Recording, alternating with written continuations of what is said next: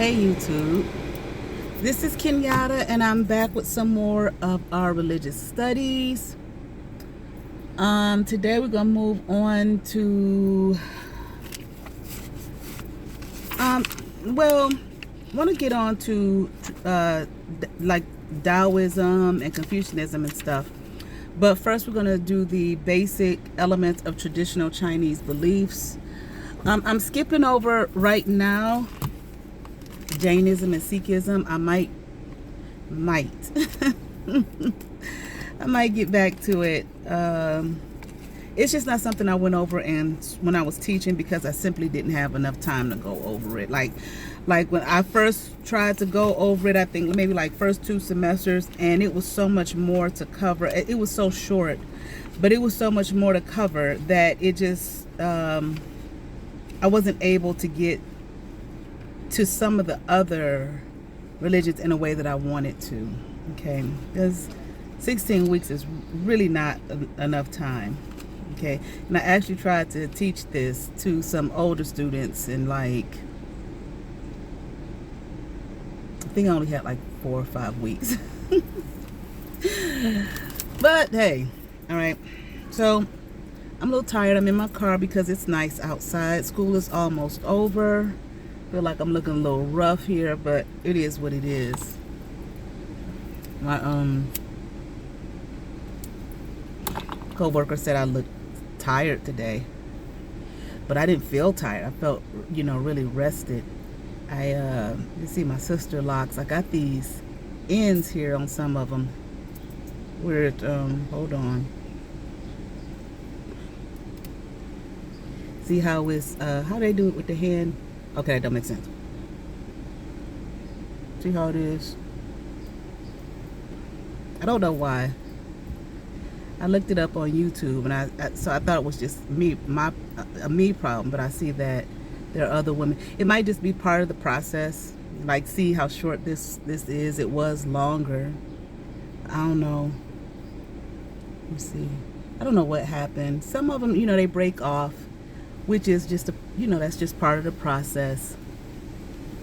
You keep on going. There's a lady's Sisterlock channel that I watch. She's been on YouTube for a very long time talking about Sisterlocks, and her locks are really long and beautiful. She's been through a lot of changes with hers, and there are many here that I have combined myself.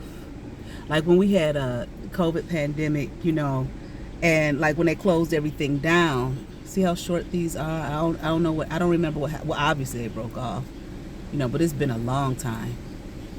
But anyway, some of them are doing some very strange things. Okay, and I don't know why. Again, I guess it's just part of the process. Like when I had traditional locks, I don't know. I don't think I had any of these kind of issues. See how thin that is right there in the middle? Well, it's not all the way, but not right on the end, but close to the end. But anyway, it could be, like I put a rinse in, so this is not dye, but it could have something to do with it doing it so often. I got extra hair here that she's tried to incorporate into one of the locks, and it keeps coming out. So I'm thinking it's just going to become I'm thinking it's just going to become a lock, because every time, like it's been twice since I've got my retie, and she tried to put it in, and it will not stay in. And then I got some back here. It's kind of like doing the same thing. It just will not. You probably can't see it, but you can see me pulling it. It just won't stay up in a lock. So it's probably going to become a new lock, which I think is fascinating that the hair does that as well. It's a lot back here, but anyway, for the size of the locks. Anyway, yeah, when we had the pandemic, well, she couldn't, when they shut everything down, she couldn't do what I wasn't gonna sit up there and let my locks just grow, especially Sisterlocks. They get tangled so easily. So I called her and she gave me a pattern, and I did my whole head myself. It took me like a couple days, maybe 3 days altogether, because I wasn't just sitting there doing it, just like all day. But it could be a shampoo that I'm using. you know, for this to happen. It could be the dye or the rinse. Like I said, it's not a dye, it's a rinse, but I rinse it a lot. You know, usually like every time I see gray like this, or I would wait till my retie and then I would do it, or do it right before or something like that. I think I would do it right after, but I don't know. I don't like it, but I don't mess with them too much. I just let it be. And then like some, you know, maybe thin in the middle, or sometimes I wear my hair up, you know, and that can cause them to break and be thin. Even when I had my traditional locks and they were thicker, I've noticed like when I would I would put it up and I would take another lock and wrap it up to hold it up. Well, when I would do that to the lock, using it to wrap my hair up, it would get thin, you know, and eventually it would break off. So I realized, okay, you can't be doing that. It's like the best thing to do with them is just let them be. All right, but anyway, we're gonna get into this now. One thing I want to say about, the last thing I want to say about Buddhism, I didn't want to really expand on it. Okay, I think that I gave enough information on the basic tenets of Buddhism. One thing that I was remiss in talking about was the belief in God in Buddhism. Okay, there is no deity in Buddhism. Okay, there is no, like, you know, God in Buddhism. Now you have various branches of Buddhism now, all of which I'm not familiar with. I'm talking about the basic tenets of Buddhism, okay, and the early foundation of Buddhism. There is no deity, there is no God. That does not mean that they're atheists. Now remember when we talked about, when we first started, we talked about religions that were inclusive and exclusive. Okay, Buddhism is a religion that is inclusive. Okay, once again, meaning that you can be from the Buddhist perspective, from the perspective of Buddhism, you can practice Buddhism, you can be a Buddhist as well as practice another religion. Those that are exclusive, which are our three Abrahamic religions, Christianity, Judaism, and Islam, you cannot. Those are exclusive, but Buddhism is inclusive. So if you are practicing Buddhist and a Christian, okay, or whatever else, you understand what I'm saying? Whatever that deity is in that other religion, fine, okay? That does not mean that they're atheists. I don't have the exact quote. I can't seem to find it. I used to teach it in class. But when the Buddha, Siddhartha Gautama, who became the Buddha, when he was asked, like, why, you know, about the belief in God, it was just like, you know, and from his perspective, that was just, you know, God is not something that you can put in a box that you can name and all that kind of thing. The idea of God is just too massive, okay, to be boxed in. So, and it really wasn't a focus. It wasn't the focus in Buddhism was not so much about, you know, becoming one with God or, you know, worshiping a God as it is becoming enlightened. Okay, and remember, Buddha, the word Buddha means enlightened. Okay, hold on. And it's not in this book that I have here. And it wasn't, I can't seem to find it in my other textbook either. I don't remember where I found the quote from. I wish I could find it. If I can find it, I'll mention it in maybe my next video.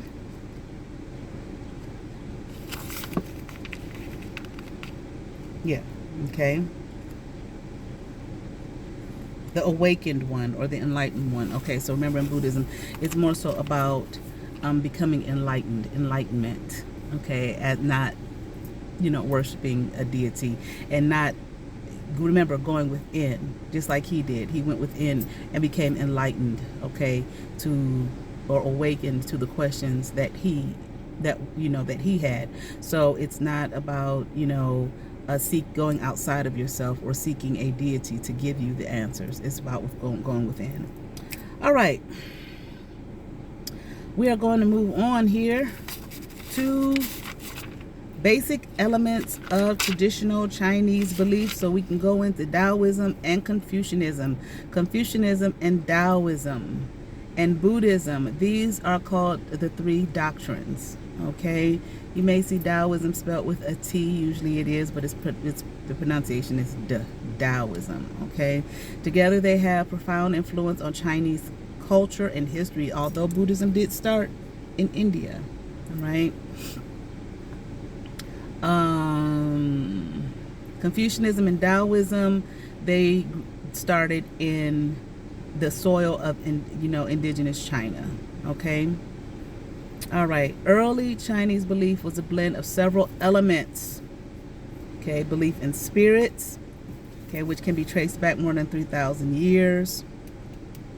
Spirits, we have spirits, Tian, and veneration of ancestors, seeing patterns in nature, Yang and Yin, and divination. Okay, these are the basic elements of traditional Chinese belief. When we talk about spirits, early Chinese belief thought of spirits as active in every aspect of nature and the human world. Good spirits brought health, wealth, long life, fertility. Bad spirits caused accidents and disease.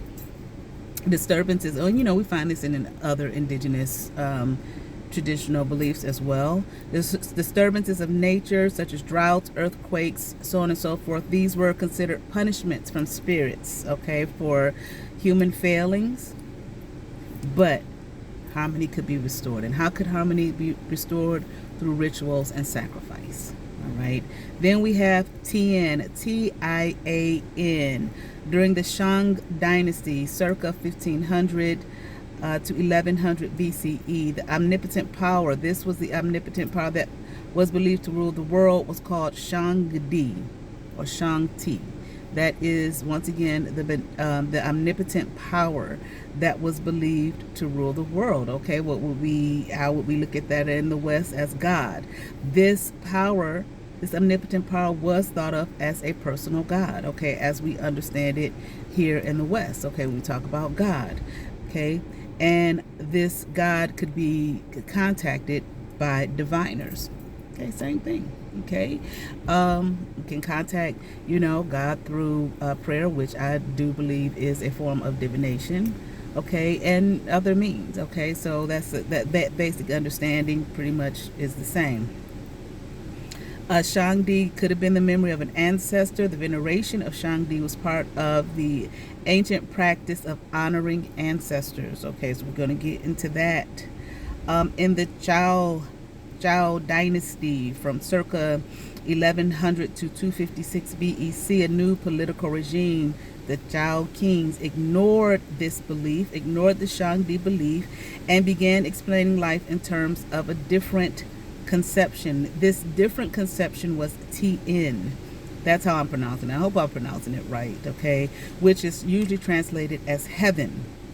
It appears that Tien was envisioned both as an impersonal divine force that controls events on earth and as a cosmic moral principle that determines right and wrong. So there's the difference, as you can see here. It's an impersonal God, not a personal one, or not even a God, just a divine force here. Okay, now kind of remember that. Keep that in your mind as we go into Taoism, that controls, once again, controls the events on earth, and as a cosmic moral principle that it also determines right from wrong. Now, another element of traditional Chinese belief is the veneration of ancestors. Okay, the same, and we find that in other indigenous faiths or belief systems, okay, rather, or religions. The same cautious reverence that was shown to spirits was also naturally felt for ancestors, right? Ancestors at death became spirits who needed to be placated to ensure their positive influence, on living family members. Veneration of ancestors provided the soil for the growth of Confucianism. Okay, so when you think about that, veneration of ancestors, keep that in mind for Confucianism. Okay, and we find that some of that also in like I said, some of our traditional African religions, and I'm sure many others around the earth, the veneration of ancestors. How do we placate them? Sometimes people will put out food for them, set up altars for them, put their pictures up, maybe put things in front of their pictures that that particular ancestor, liked, or if they're in tune with their ancestor and they can contact their ancestor, and they speak with their ancestor, they may tell them exactly what it is that they want. Like I had in my short video that I put up yesterday, I bought some roses. My one of my grandmothers did something for me, and I asked her what did she want. What could I do for her? And she kept saying to me, just love me, you know. And I said, well, how? You know, and I said, how do you want me to love you? She said, give me a rose. And I said, okay, one rose. She said two. Okay. And it was kind of like my grandmother on my other side of the family. She kind of made her presence known. And she wasn't very happy. It was like, you know, she kind of had an attitude with me. Okay. And I because I was doing something for my one grandmother, and it was just funny, you know. And because the grandmother who was upset was a grandmother I knew in life. Okay, and I was with her all the time. I grew up with her. She took care of me, and let me tell you, she has done some things for me on the other side. All right. But I had never, besides saying thank you, I had never really set out anything for her. It really wasn't a thought. You know, this was quite a few years ago. And the grandmother that I said something out for, that I asked, what can I do for you, who did something for me recently, was as a grandmother that I did not know in life. But, you know, I have been in contact with her.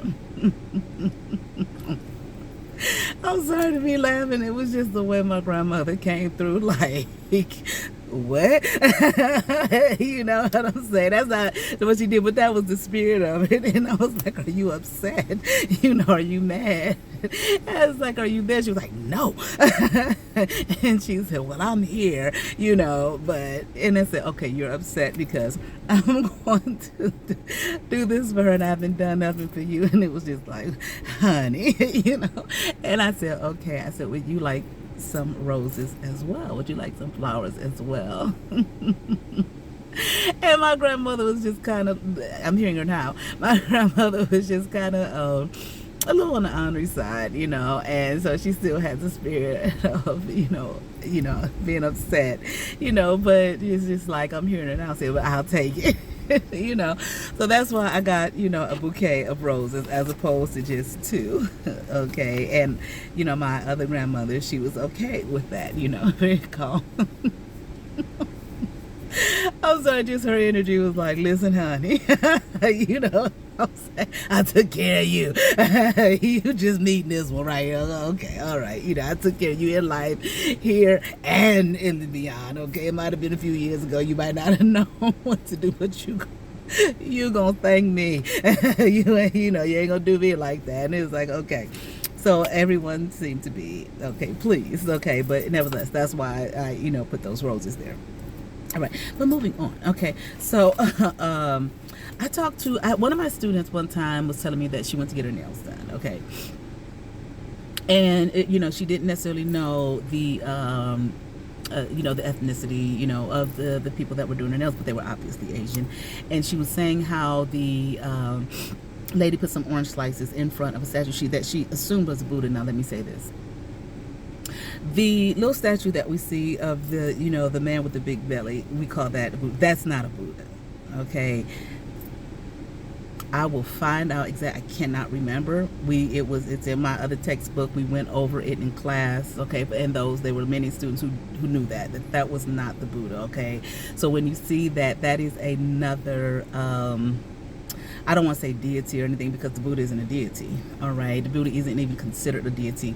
And let me say that, you know, for people who, because I would have some students, I had one student, listen, honey, he was a Christian, okay, born and raised Christian in the Baptist church, which is fine. I have nothing to get against that. He was a minister, okay?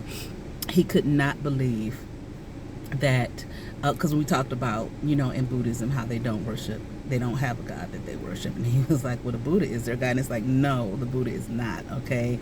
The Buddha is considered basically an extraordinary person, okay? Just like you can reach Buddhahood if you reach, you know, this level of enlightenment, but he is not a God. There is no deity. And he just, he couldn't handle it, you know what I'm saying? He refused to believe, and it's like, well, it's right in your textbook, you know. I mean, the other students, you know, like, it's true, I'm not up here just as a professor, just making up something. Like, I want you to, you know, because sometimes I find that some people and I can't even say various religions. I do find it more, you know, so those that are Christian, they just, it's like this thing that they feel that you are out to, you know, destroy their faith, destroy their belief system or something like that, you know, and move them away from whatever it is that, you know, they believe. It's like, no, you know, and I made it clear at the beginning of class, this is an academic setting, this is not a faith setting. So you are going to hear some things that, you know, probably go against your faith settings in your, you know, your place of worship. Okay, but that's not, you know, that's not true, you know. And well, I grew up all my life being told, who told you? You know, who told you?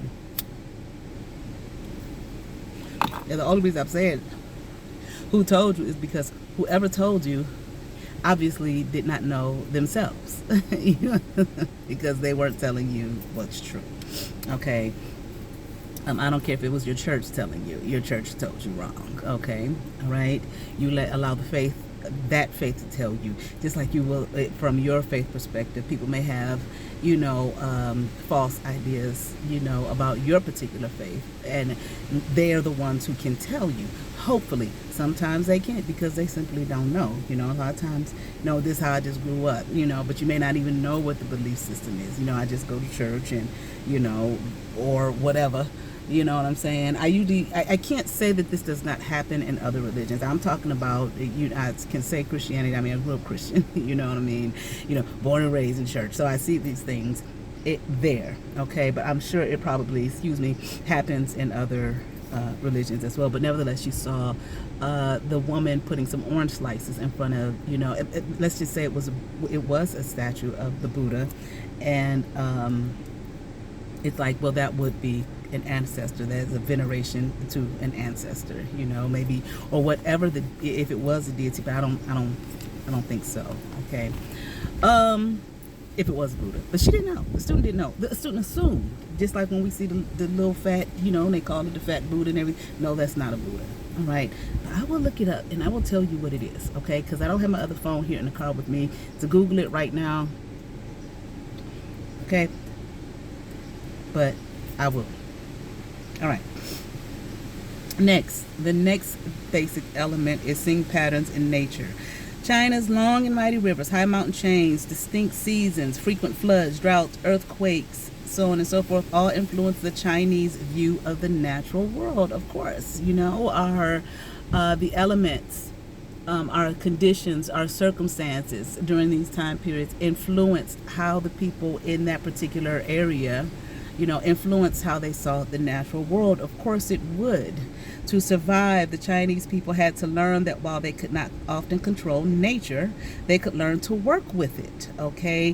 When they understood its underlying patterns. Some of the patterns were easy to discern, such as the progression of seasons, the paths of the sun and moon, the cycle of birth and death. Others were more subtle. Of course, we see birth and death in nature, okay? Others were more subtle, like the motion of the waves, ripple of mountain ranges, as well as the rhythm of the Tao, D-A-O, okay, or you may see it T-A-O, the Tao, and alternations of Yang and Yin, okay. Taoism may be traced back to this concern for finding and working within natural patterns. All right, let's get into the Yang and the Yin. What is this? Or you often hear yin and yang, okay? After about 1000 BCE, before Christian era, the Chinese commonly thought that the universe expressed itself in opposite but complementary principles. Light and dark, day and night, hot and cold, sky and earth, summer and winter. The list is virtually infinite. Male and female, right and left, front and back, up and down, out and in, sound and silence, birth and death, strong foods. You hear people talk about yin foods and yang foods. Strong foods would be such things as like meat and ginger. Weak foods would be such things as like fish and rice. And dynamic numbers, odd, and stable numbers, even. The names For the two complementary principles are yang, and yin. Once again, opposite but complementary. Okay, they complement each other. Okay, one cannot exist without the other. In other words. Okay, these principles are not the same as good and evil. It's not the same as one being better, or than the other, or one being superior and the other being inferior. Remember, they are opposite, but yet they complement one another. They are both necessary, all right? Yang is not expected to win over the force of yin. It is not meant to. Yin is not expected to win over the force of yang.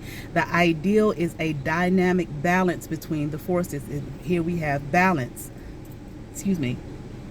All right, and you all know the symbol, okay? The yin. I'll show you. My book is a hot mess, but I'll show you. Okay, here is the symbol of the yin and the yang. All right.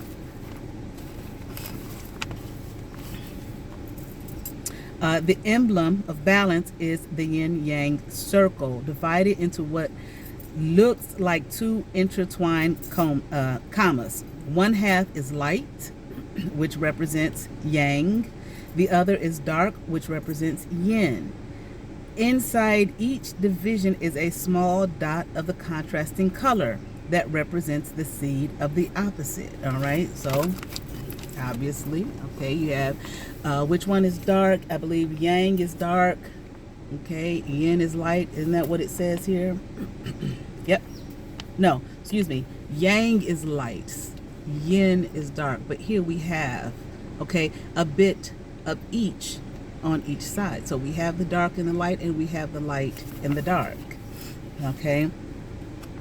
What does this suggest? The dot suggests that everything contains its opposite and will eventually even become its opposite. Okay. Everything contains its opposite but complementary, and will eventually become its opposite. How does it become its opposite? Because it is a circle.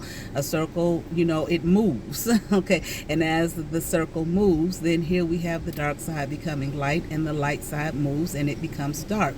And yet as the light becomes dark, the light you still have you will have a bit of the light in the dark, and as the dark becomes the light, you will have a bit of the dark inside of the light. All right, both forces are dynamic, and both forces are in perfect balance as they change, just as day and night are in balance as they progress. Okay, so day becomes night, night becomes day, as day becomes night. Okay, there isn't a particular demarcation line. It just fades. The day fades into the dark. Okay, and eventually the dark. So meaning that the day becomes night, and what happens? The night once again becomes the day. There is no demarcation. So even what you may call dusk, okay, where it's kind of dark, but it's still light outside. Okay, same as in those waking hours, the night is dark. Okay, but then as it's becoming light, you see a little bit of a light coming through, yet it's still dark, but then we have light coming through, your sunrise and your sunset. Okay, for example. Okay, just like water, for example, you go to your spigot, water is water. Okay, depends on what what spigot you turn on, whether it's going to be cold or whether it's going to be hot. And sometimes you can turn on the hot water, and it's maybe cold at first, and then it becomes hot. Okay, and vice versa. Okay, these are just some examples. All right, up and down. Okay, up, going down. Where's the demarcation line? There isn't one. Okay, and then so up becomes down, and down becomes up. Okay, these are some examples here. All right, we can think of yang and yin as pulsations of waves of energy, like a heartbeat, or like breathing in and out. I had a student ask me, what about male and female? Okay, we have some elements of male within female, and elements of female within male, even physically, or our hormones. Okay, the female has more estrogen than progesterone. Okay, more progesterone in the male than it is but yet they do have so I would imagine Somebody may that's wrong. I don't think so, though. Some elements of estrogen within the male. Okay, we have the XY chromosome and the XX chromosome, so on and so forth. All right. Divination, another element. Divination. A divination is a system of methods for knowing more about the future. Okay, divination was an integral part of early Chinese tradition. The oldest technique involved the reading of lines in bones and tortoise shells. Later, an elaborate practice was developed that involved the I Ching, the Book of Changes. Right, I Ching, the Book of Changes. It is an ancient book that interprets life through an analysis of hexagrams. A hexagram is a figure of 6 horizontal lines. I'm going to show you a picture in a minute. There are 2 kinds of lines, divided yin and undivided yang. Okay, a hexagram is made of 2 trigrams figures consisting of 3 lines each, and is constructed by tossing sticks or coins and writing down the result beginning with the bottom line. Thus, 64 different hexagrams are possible. The hexagrams are thought to represent patterns that can develop in one's life, and the I Ching gives an interpretation of each hexagram. I know I'm going through that kind of fast. With the help of the I Ching, a person can interpret a hexagram as an aid in making decisions about the future. Okay, so this is what they're talking about right here.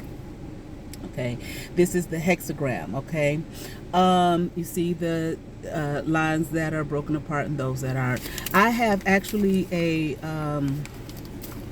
deck of cards, you know, for the I Ching. I remember years ago when I just graduated from college. I was in a bookstore. I was always curious, you know. I was always just picking up all kind of things, reading it. And there was a little small book. I thought it said I Ching, Ching, but it's pronounced King, I King. And I opened it, I had no idea. I was like, what is this? You know, I had no clue what I was looking at or anything. And it wasn't anything for me to Google. Okay, y'all got to remember, you know, this was when did I graduate? 1994. Wasn't no Google and little computers in our hands. You understand what I'm saying? For me to Google it, okay? And it just didn't, you know, I had no idea where to look, try to figure out what this is, okay? But I do have a deck of cards. I might try to do a reading on YouTube with it, all right? See what I can come up with. I've tried, you know, on my own, work with it. Not often, you know, but I've tried on my own, work with it, and, you know, to see, you know, what it was all about, okay? So I'm going to try. I might try tonight if I feel like it, all right? And post it. We now turn to 2 great systems of Chinese religious thought, Taoism and Confucianism, okay, which many consider to be complementary traditions. Taoism is thought to emphasize the yin aspects of reality, and Confucianism the yang. All right, together they form a unity of opposites. All right, we will see that when we go through them. We'll talk about them separately, one before the other. We'll do Taoism first, and then we'll do Confucianism. But they grew together. These systems did not grow separately. They grew together, okay? And according to this, they helped to generate one another. They each help the other to grow, okay? So we're going to keep this in mind as we study them, all right? So I'm going to stop. This is another one that I really enjoy talking about. I do really like talking about Taoism. Okay, again, I may not go into the development of Taoism, just want to give the basic principles and tenets of Taoism. Same with Confucianism. Confucianism is I kind of like Confucianism. Is a little, to me is really like detailed. Okay, yeah, it's really in depth. Right, and you know, I want to say somebody could look at Confucianism and feel like, okay, that's more a way of life as opposed to a religion. But understand that, you know, religion, you know, is supposed to be, you know, a way of life and a way of living. All right. All right, that's all I have for right now. I might go in here and try and do this I Ching read. My stomach has been bothering me, okay, lately. Okay, it's just, you know, this age is just, it's not fun, y'all.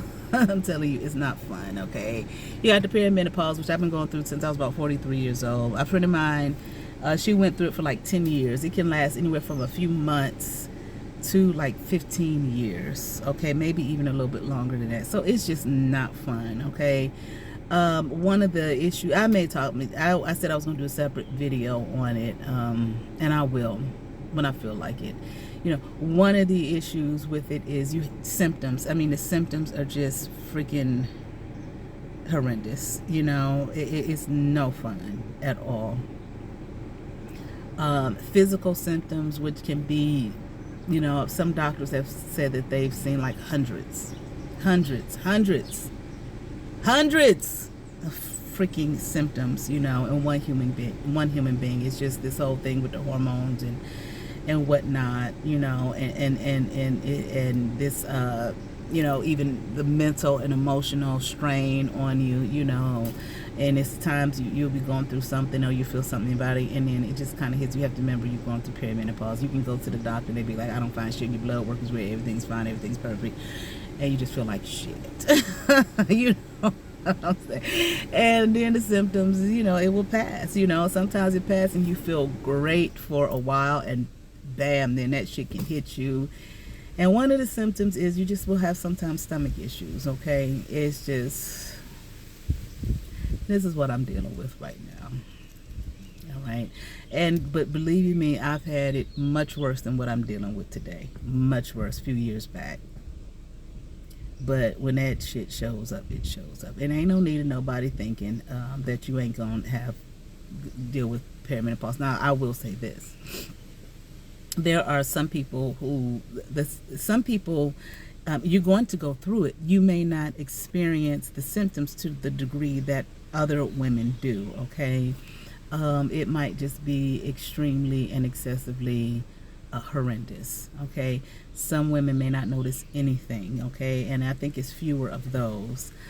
Some women may feel like they're not noticing anything, and they are noticing something, and they thinking that it's something else and not realizing it's. I didn't say pre-menopause, I said perimenopause. I would suggest that, and this is not an American, this is not a Western situation. I was in like 5 support groups on Facebook, and about 5 or 6, and there were women from everywhere. I mean, freaking out. There were women in there from Africa. There was women in there from Switzerland. There were women in there from over there in England. I mean, it was women in there from all over every fucking where. Okay, in all of those groups, just needing some support, because it can take an emotional toll on you. You know, when you don't feel well, you just don't fucking feel well. That's just not when your body is not feeling well, then you don't feel well. You know what I'm saying? Then you have the middle age spread that pops up on you. You know what I'm saying? And, you know, sometimes, yeah, it's a matter of, you know, maybe you ate too much, but sometimes that shit just pop up on you even if you're doing your regular thing. You know what I'm saying? And it's just not a good feeling, okay? It's just not. I probably should make a whole separate video on it instead of sitting here talking about it, but this is what I'm feeling today. And I really don't want to feel this way because the sun is out and the trees look beautiful. I made a video about I wasn't seeing no leaves coming up off the trees. The trees are full with the leaves and everything. It's really pretty. The sun is out, the sky is blue, the clouds is white. You know what I'm saying? And being here in Cleveland, Ohio, you know, it's just nice when you know, this time of year comes through, because we have to deal with just drab and coldness for so freaking long. So this is how I feel today. All right. But y'all, check out my Patreon. Let's get into it. The #1. And my website, kenyattasintuition.com, for some readings and whatever else that you see on there that you might be interested in. You can contact me through kenyattasintuition@yahoo.com. All right. All right. Y'all be blessed. Peace.